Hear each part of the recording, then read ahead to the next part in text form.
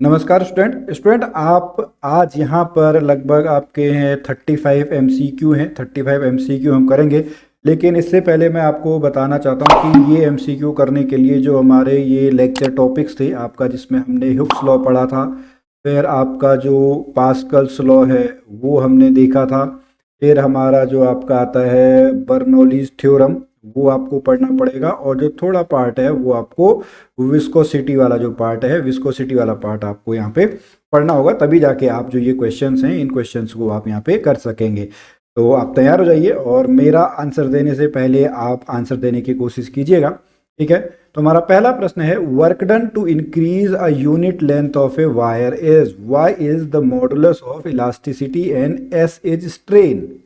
Okay, तो सबसे पहले हमको वर्क डन निकालना है। तो वर्क डन किसके इक्वल होता है? वर्क डन जो है वो आपका टोटल एनर्जी के इक्वल होगा, यानी work done is equal to half stress into strain, यानी इसका मतलब क्या हुआ? हाफ प्रतिबल गुणा विकृति, ठीक है, यही होता है। अब आप क्या करेंगे, मैं इसको ऐसे लिख देता हूं, half stress into strain, into strain से आप मल्टीप्लाई भी करिएगा और स्ट्रेन से आप क्या करिएगा, डिवाइड भी कीजिएगा। तो स्ट्रेस अपॉन स्ट्रेन, ये क्या बन जाएगा आपका? ये बन जाएगा आपका Y.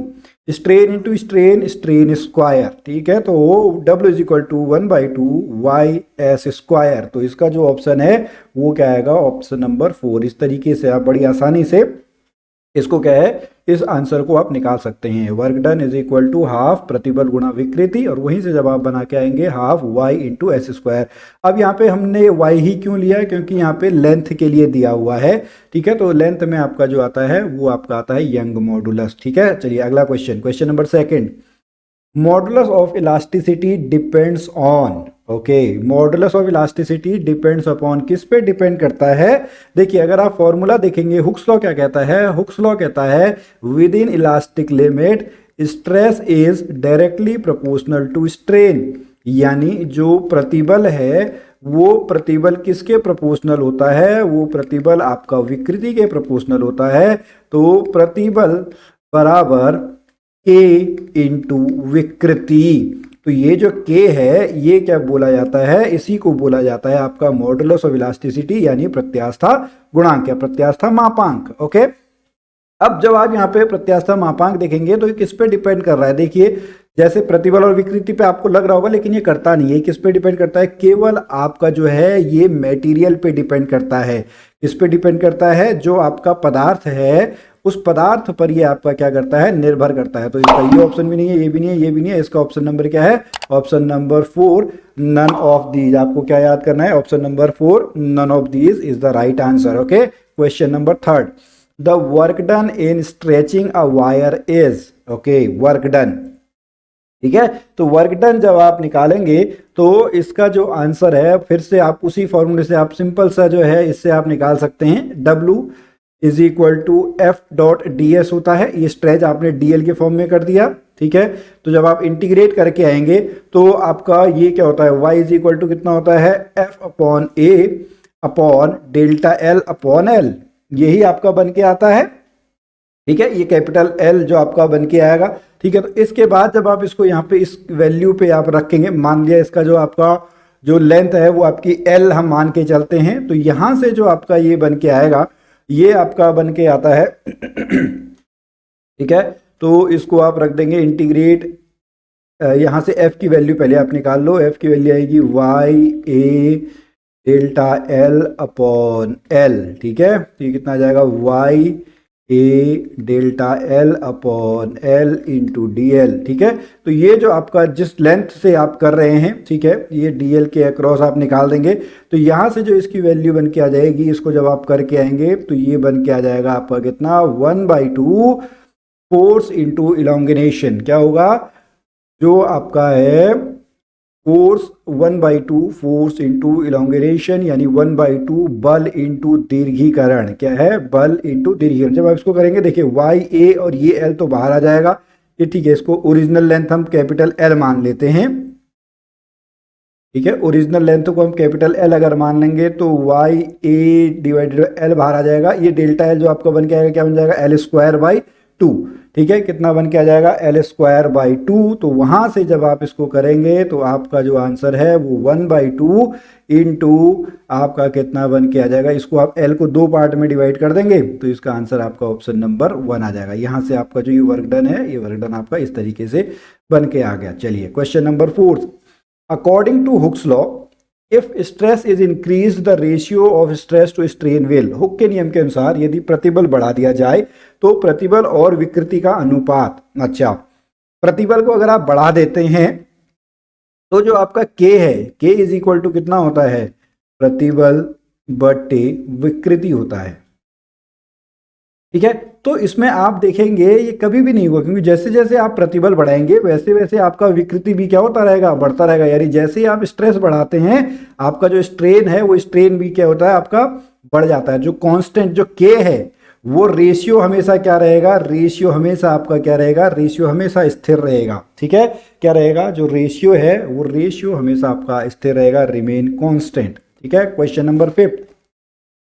When stress is applied to a solid body, यानी जब एक प्रतिबल लगाया जाता है, बहुत ही सिंपल सा है ये तो, और उसमें विकृति उत्पन्न हो जाती है, तो which of the following relation stress of proportional to strain, यही आपका कौन सा नियम है, यही आपका हुक का नियम है। ठीक है, यही तो हुक का नियम कहता है प्रतिबल किसके प्रोपोर्शनल होता है, प्रतिबल आपका विकृति के प्रोपोर्शनल होता है। प्रतिबल जो है वो किसके प्रोपोर्शनल होता है, प्रतिबल आपका विकृति के प्रोपोर्शनल होता है। Question number 6। Which of the following are correct regarding Hooke's law. अच्छा, हुक्स लॉ के रिगार्डिंग आपका कौन सा सही है। It is applicable only for solids, यह केवल ठोस पदार्थों के लिए लागू होता है। It is not a universal principle, यह एक सार्वभौमिक सिद्धांत नहीं है। Beyond elastic limit Hooke's law is not applicable, प्रत्यास्थ सीमा से परे हुक का नियम लागू नहीं होता है। उपरोक्त सभी सही हैं, तो बिल्कुल इसमें ये सारे के सारे क्या हैं, ये सारे के सारे आपके सही हैं। ऑप्शन नंबर डी, उपरोक्त सभी सही हैं। Question number 7। The stress strain graph for a metal wire that obeys Hooke's law will be. अच्छा, ये देखिए इनका जो कर्व आपका है ना वो ऐसे होता है, स्ट्रेस प्रोपोर्शनल टू स्ट्रेन, तो ये ग्राफ आपका ये क्या बन के आता है, स्ट्रेट लाइन बन के आता है ऐसे। ये आपका क्या है, ये आपका स्ट्रेस है, ये आपका क्या है, ये आपका स्ट्रेन है। तो ये हमेशा क्या बन के आएगा, स्ट्रेट लाइन थ्रू ओरिजिन, मूल माध्यम से सीधी रेखा। ठीक है, तो ये आपका option number 1। Question number 8। Question number 8 आपका है, एक तार की लंबाई को x बढ़ाने से आवश्यक बल कितना होगा यदि तार की प्रारंभिक लंबाई इतनी है और मापांक इतना है। तो सबसे पहले आप लिखेंगे y इज इक्वल टू क्या होता है, प्रतिबल बटा विकृति। ठीक है, तो इसकी वैल्यू कितनी आ गई, F/A/x/L। ठीक है, तो y इज इक्वल टू कितना आ गया, F/AXL। यहाँ से f की वैल्यू जब आप निकालोगे तो f की वैल्यू आ जाएगी YAX/L, कैपिटल L। ठीक है, ये बन के आ जाएगा YAX/L। ये कहाँ है भाई, ये है ऑप्शन नंबर 4। कौन सा है, option number 4। F is equal to YAX/L। Question number 9। If material is loaded within the elastic limit, then the slope of the stress strain curve. Okay. Then ठीक है, material loading elastic limit. Okay. तो इसका जो answer आएगा वो आपका क्या आएगा, इसका है ऑप्शन नंबर ये। ठीक है, तो ये क्या होता है, y इज इक्वल टू कितना होता है, स्लोप क्या होता है, अभी हमने बनाया था ना ग्राफ, प्रतिबल बट्टे विकृति, यानी स्ट्रेस अपॉन स्ट्रेन। जैसे हमने ये ग्राफ बनाया था ना अभी आपका, तो यहाँ पे जो इसका स्लोप है ये y स्ट्रेस अपॉन स्ट्रेन, वो किस पे डिपेंड कर रहा है, वो y पे डिपेंड कर रहा है, depends on Young modulus of elasticity. Option number 2। Question number 10। For n equal बराबर, ठीक है, जहां पर आप फोर्स कितना लगा रहे हैं, बल कितना लगा रहे हैं, इतना, यंग मॉडुलस, यंग प्रत्यास्थ गुणांक कितना है y, एस स्टील के लिए, वाई आर रबर के लिए। तो इसमें हमेशा क्या होता है, Y S is greater than Y R. क्या होगा, Y S is greater than Y R. या यहाँ पे पूछें कि अगर स्टील और रबर दोनों में ज्यादा इलास्टिक कौन है, तो ज्यादा इलास्टिक आपका स्टील है। इसको आप याद रखेंगे, ठीक है। Steel is more elastic than rubber, ठीक है। Steel is more elastic than rubber.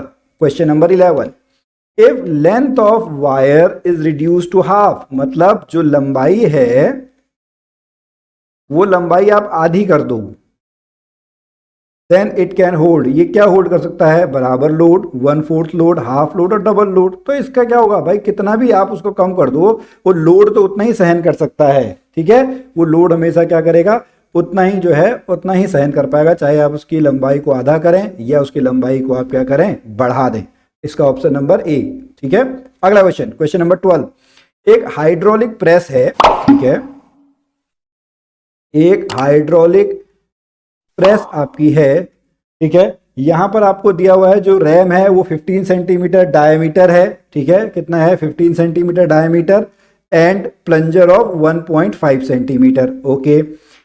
It is required to lift a, ये आपका देखो ये किस लॉ से बना, ये आपका पास्कल का जो नियम है, ठीक है।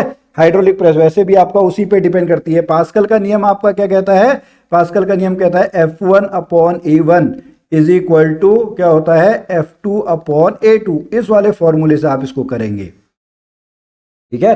F1/A1 F2/A2, ठीक है। तो यहां से अगर आप देखिए निकालेंगे तो F1 ये कितना आ जाएगा, पाई आर स्क्वायर, ठीक है। आर की वैल्यू आपकी कितनी बन के आ जाएगी, आर की वैल्यू आपकी डी, मतलब ए को आप ले लीजिएगा, ठीक है, D/2 D²/4 F1, F2 is equal to pi D²/4, ठीक है। ये कहां से आया आपका ना, अगर आपको समझना होगा तो यहां से आप समझिएगा, जो रेडियस होता है वो डायमीटर का कितना होता है, रेडियस आपका डायमीटर का हाफ होता है। अब आपको यहाँ पे सारी की सारी जो वैल्यूज हैं वो सारी की सारी वैल्यूज आपको यहाँ पे दी हुई हैं, ठीक है। तो इनसे आप निकालेंगे, तो इनसे जब आप इसको एक बार कैलकुलेट आप खुद करेंगे, देखिए, ठीक है, कैलकुलेट करिएगा तो आपका आंसर कितना आ जाएगा, आपका आंसर जो है वो 10 kg आपका जो है आंसर बन के आ जाएगा, ओके।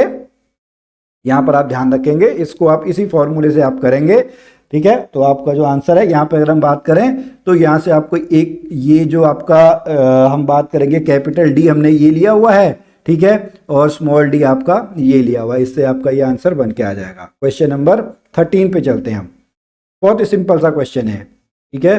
हाइड्रोलिक लिफ्ट किस पर काम करती है, हाइड्रोलिक लिफ्ट आपका किस पे काम करती है, पास्कल के नियम पे काम करती है। एक जगह उसका एरिया क्या बनाए रखते हैं हम, एक जगह एरिया उसका छोटा बनाए रखते हैं, दूसरी जगह एरिया उसका क्या बनाए रखते हैं हम, दूसरी जगह एरिया उसका बड़ा बनाए रखते हैं। इस तरीके से यहाँ पे आपका क्या बन के आ जाती है, गाड़ी से आप उसको उठाते हैं, यहाँ से आप प्रेशर डालेंगे, वो प्रेशर आपका कहाँ पे आएगा, यहाँ पे आपका रिलीज हो जाएगा, ठीक है।